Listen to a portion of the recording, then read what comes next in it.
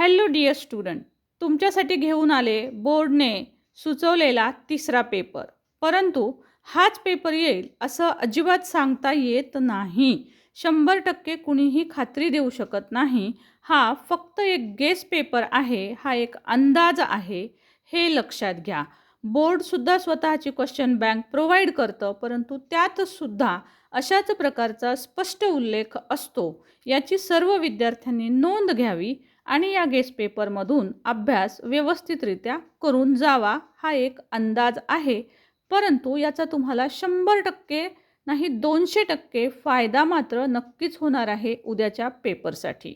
चला तर इथून पुढे तुमचा जास्त वेळ न घेता मी फक्त दाखवणार आहे प्रश्नपत्रिका आणि त्याच्यासोबतची उत्तरं.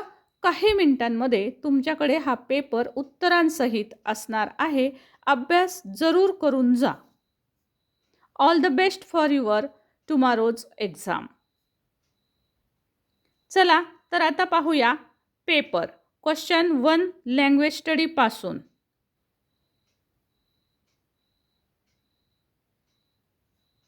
क्वेश्चन आणि त्याखालीच तुम्हाला त्याचे आन्सरसुद्धा भेटतील.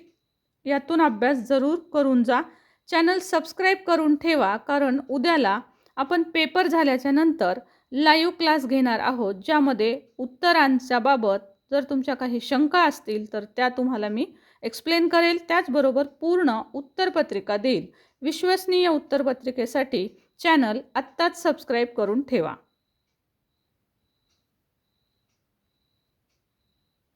पुन्हा पुन्हा हा पॅसेज दिसतोय, अभ्यास जरूर करून जा. पॅसेज सेम आहे, परंतु प्रश्न वेगळे आहेत. केअरफुली नीट अभ्यासा.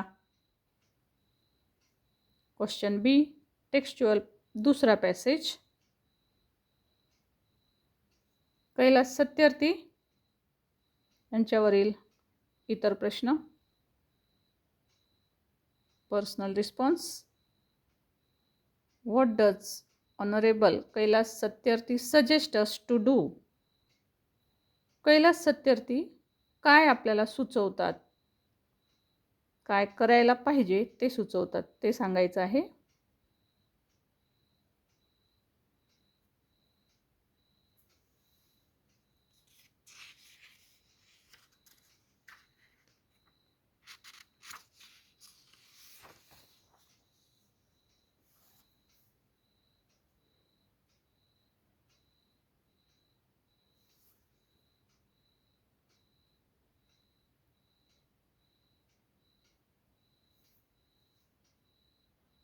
आपल्या चॅनलवरील व्हिडिओंमुळे तुमचा भरपूर अभ्यास झालेला असेलच.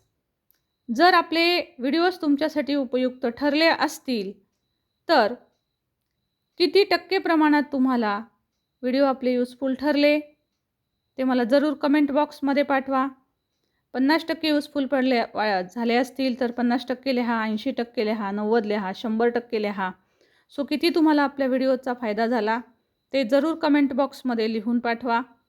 बाकीच्या विद्यार्थ्यांसाठी ते मार्गदर्शक ठरेल आणि तुम्हाला किती मार्क्स पडतील असं वाटतंय ते मार्क्ससुद्धा जरूर प्रत्येकानं कमेंट करून पाठवा.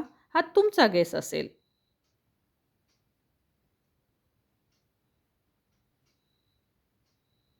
त्यानंतर आहे question 4 unseen passage.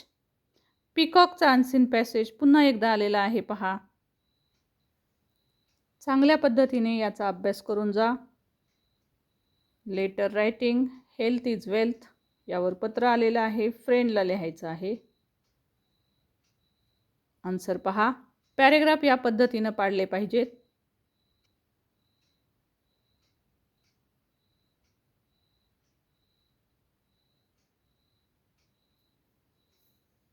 Types of vitamins हा प्रश्नसुद्धा आजपर्यंत 3-4 वेळेस वेगवेगळ्या परीक्षांना वेगवेगळ्या स्वरूपामध्ये विचारलेला आहे. इथे तो नॉन व्हर्बल टू व्हर्बलमध्ये विचारलेला आहे, पण याच्या उलट व्हर्बल टू नॉन व्हर्बलमध्ये सुद्धा हा प्रश्न आलेला आहे.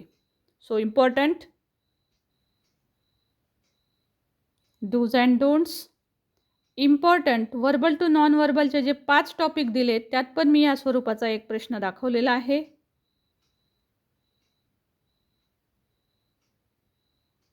न्यूज आहे पहा. Leopard attacks 8-year-old at Sanjay Gandhi national park.